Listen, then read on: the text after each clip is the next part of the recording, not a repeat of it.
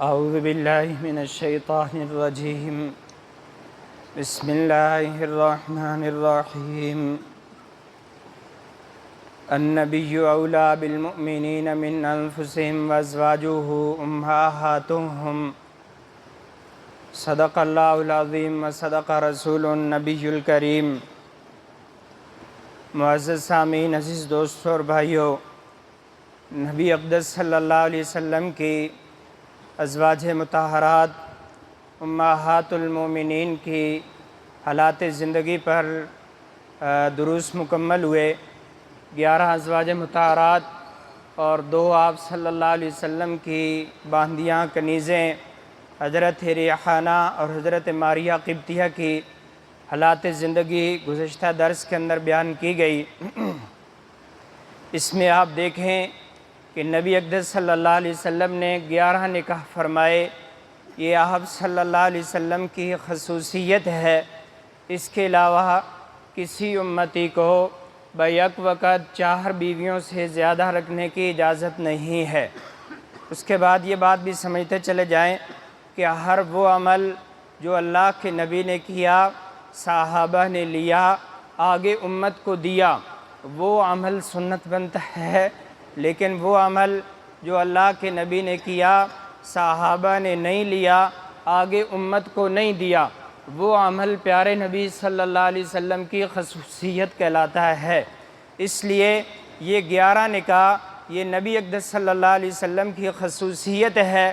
کسی امتی کو بھی 4 سے زیادہ بیک وقت نکاح کی اجازت نہیں ہے۔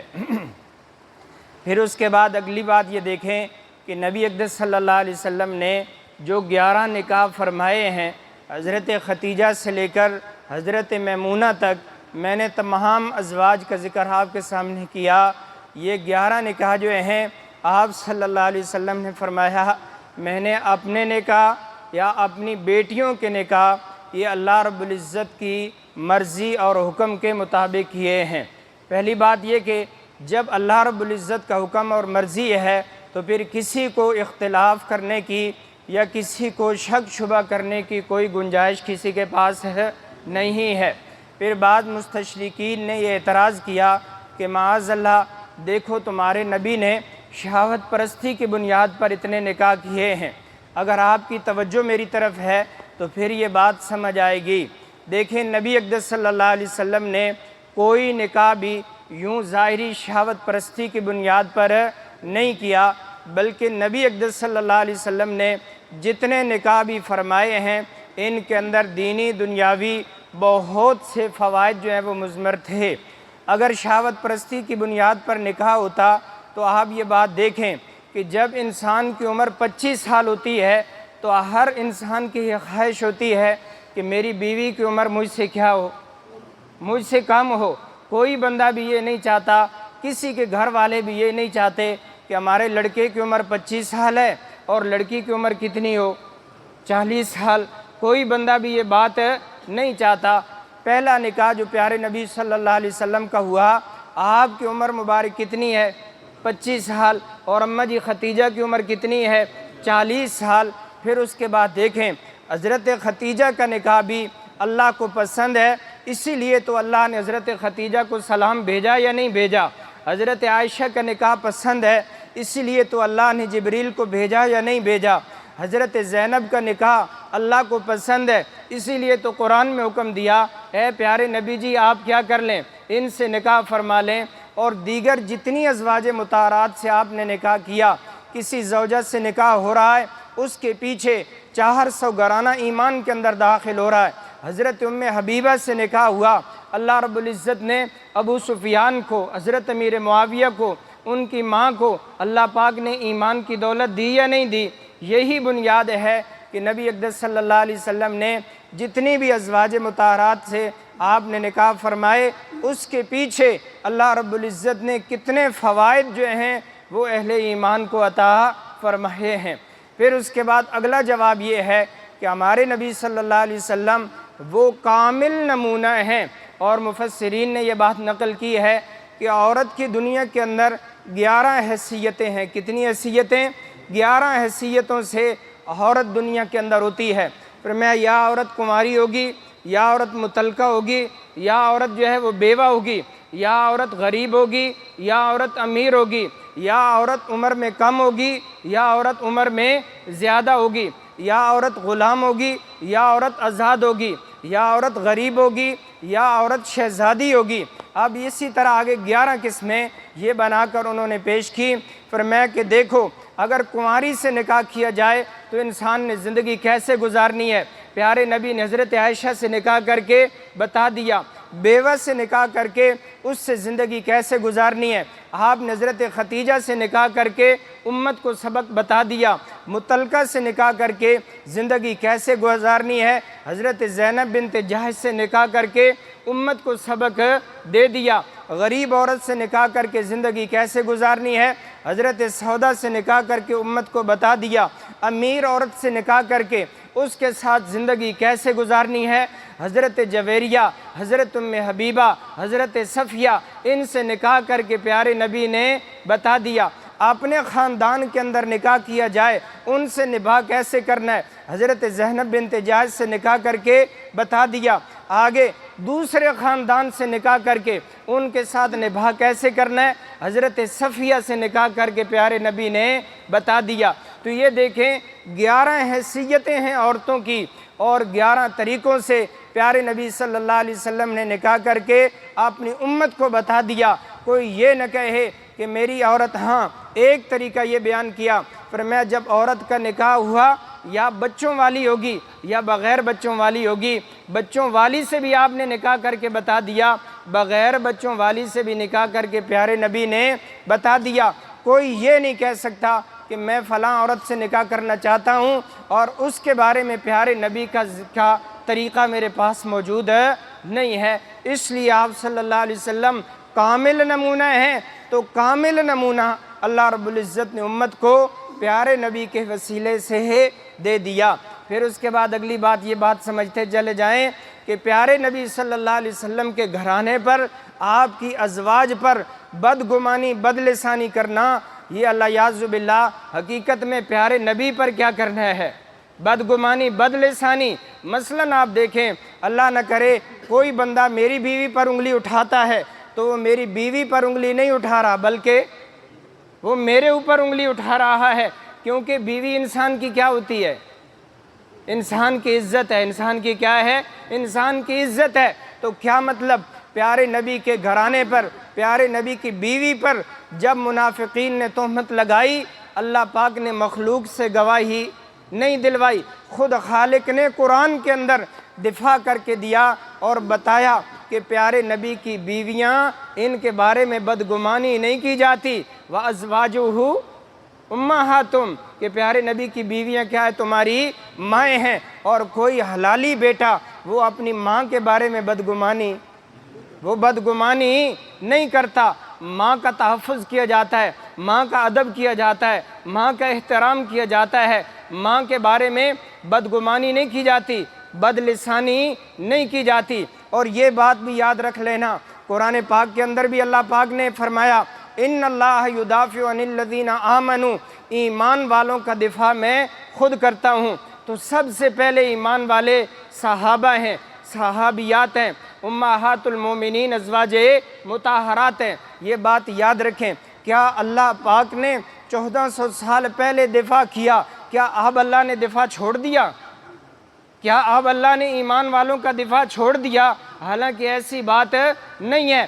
اللہ پاک نے 1400 سال پہلے بھی دفاع کیا، اللہ پاک آج بھی دفاع کر رہے ہیں، قیامت تک اللہ پاک اپنے ایمان والوں کا دفاع کرتے رہیں گے۔ کیا مطلب، صحابہ پہ لوگوں نے کہا یہ تو بے وقوف ہیں، اللہ پاک نے فوراً دفاع کیا، کیا فرمایا، الا انہم هم السفہاء، بلکہ کیا ہے، تم بے وقوف ہو۔ بعض لوگ جو کہتے ہیں معاذ اللہ کہ پیارے نبی کی وفات کے بعد سارے مرتد ہو گئے سوائے چند ایک کے، فرمایا اللہ پاک نے قرآن کے اندر فَإِنْ آمَنُوا بِمِثْلِ مَا آمَنْتُمْ بِهِ فَقَدْ اهْتَدَوْا، کہ اگر تم ایمان لانا چاہتے ہو ان جیسا ایمان لاؤ۔ تو کیا مطلب، یہ سارے صحابہ کیا ہیں، ایمان والے ہیں۔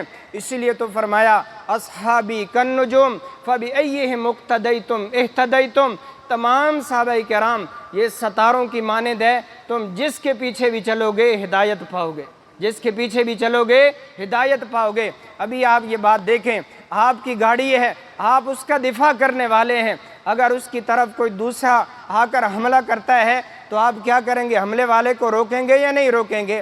جب صحابہ کا دفاع کرنے والا کون ہے؟ خود اللہ پاک ہے۔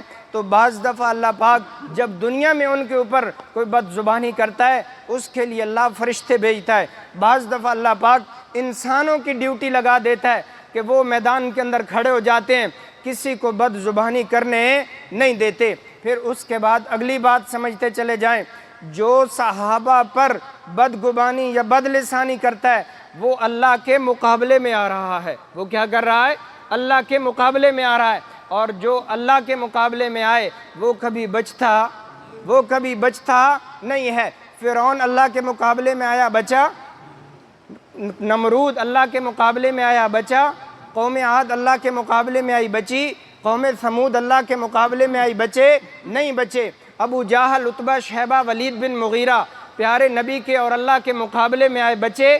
نہیں بچے۔ یہ بات یاد رکھ لینا، فرمایا جو صحابی پر بدگمانی، بد لسانی یا جو بھی زبان درازی کرتا ہے وہ اللہ کے مقابلے میں آ رہا ہے، اور جو اللہ کے مقابلے میں آئے وہ کبھی بچتا نہیں ہے۔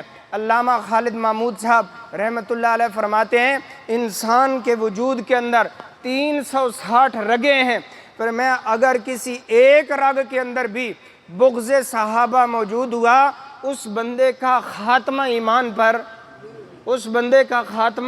پر نہیں ہوتا، کیونکہ جو صحابی کو بے ایمان سمجھے اللہ پاک اس کا ایمان، اس کی نمازیں، اس کے روزے، اس کے حج، زکوٰۃ، عبادتیں اللہ پاک اٹھا کر مرتے وقت اس کے منہ پہ مار دیتا ہے کہ جب تجھے میرے ایمان والے جنہوں نے قرآن تمہیں دیا، جنہوں نے نماز تمہیں دی، جنہوں نے پیارے نبی کا پورا دین محفوظ کر کے تمہیں دیا، تم انہیں ایمان والے نہیں سمجھتے تو لے یہ اپنا ایمان تیرے منہ پہ مار دیتا ہوں، فرمایا اس کا خاتمہ ایمان پر نہیں ہوتا۔ اللہ تعالیٰ معاف فرمائے، آج کل بڑا انٹرنیٹ پر دیکھنے کا بڑا جوانوں کو شوق ہے، ایک ایسا وہ بد دماغ جو ہے صحابہ کرام کے ایمان پر بدگمانی، بد لسانی کرتا ہے، کبھی حضرت امیر معاویہ پر، تو کبھی کہتا ہے میں فلاں صحابی کو میں ویسے چھوڑ دوں، فلاں صحابی کو میں ویسے چھوڑ دوں، ہے ذات دی کوٹ کیرلی شتیرہ نال جپے۔ یہ بات یاد رکھیں، صحابہ کرام کا ایمان اس پر اللہ پاک کا قرآن گواہ ہے، اس پر اللہ پاک گواہ ہیں، اس پر جبریل امین گواہ ہیں، اس پر پیارے نبی صلی اللہ علیہ وسلم کی تربیت یافتہ ہیں، اور اللہ پاک نے فرما دیا ایمان لانا ہے ان جیسا ایمان لاؤ، اور ایمان قبول ہوگا تو وہ بھی ان جیسا ایمان قبول ہوگا۔ اب ان کے بارے میں جو شک کرے گا وہ اللہ کے مقابلے میں آئے گا، اور جو اللہ کے مقابلے میں آتا ہے چونکہ اللہ صحابہ کرام کا دفاع کرنے والے ہیں، جو اللہ کے مقابلے میں آتا ہے پھر اللہ کو اس کے ایمان نمازوں کی ضرورت نہیں ہے، اللہ اس کے منہ پہ مار دیتے ہیں۔ اس لیے ہمیں اپنے ایمان کی فکر کرنی چاہیے۔ ہم اتنا بڑا منہ کھول کے کہیں فلاں صحابی مرتد ہو گیا معاذ اللہ، حضرت عائشہ یوں ہو گئی، فلاں صحابیہ یوں ہو گئی، اللہ پاک ان کا دفاع کرنے والے ہیں۔ جو ان پر بدگمانی، بدلسانی کرتا ہے حقیقت میں وہ اپنے ایمان کی خیر منائے، اس کا خاتمہ ایمان پر نہیں ہوتا۔ اور آگے بزرگوں نے فرمایا یہ مجرب عمل ہے، جس کے دل کے اندر اہل اللہ اور صحابہ کرام کا بغض ہو، قبر میں دفناتے ہوئے اس کا چہرہ کبھی قبلے کی طرف نہیں رہتا، فرمایا بزرگوں نے فرمایا اگر تمہیں یقین نہیں ہے تو بغض صحابہ رکھنے والا، اولیاء کرام کا بغض دل میں رکھنے والا، اس کی قبر کھود کر دیکھ لو، کبھی بھی اس کا چہرہ قبلے کی طرف نہیں رہتا۔ تو اس لیے میرے بھائی یہ امت کے محسنین ہیں، یہ پیارے نبی کے تربیت یافتہ ہیں، اللہ پاک نے چن کر پیارے نبی کو یہ اپنے تربیت یافتہ یہ شاگرد دیے، ان کے صدقے ہمیں دین ملا، ان کے صدقے اللہ پاک نے ہمیں ایمان دیا۔ اس لیے کبھی بھی 360 رگوں میں کسی ایک رگ کے اندر بھی بغض صحابہ نہیں ہونا چاہیے۔ صحابہ تمام سچے ہیں، سچے ہیں، اور تمام پیارے نبی کے یار ہیں، اللہ پاک کے پسندیدہ ہیں، اس لیے کبھی بھی کسی صحابی کے بارے میں بدگمانی بدگمانی نہ کرنا، کسی صحابیہ ازواج مطہرات کے بارے میں کبھی بدگمانی نہ کرنا۔ اس لیے دعا فرمائیں کہ اللہ پاک ہمیں صحابہ کرام کی پکی سچی محبت نصیب فرمائے اور ان کے نقش قدم پر چلنے کی توفیق نصیب فرمائے۔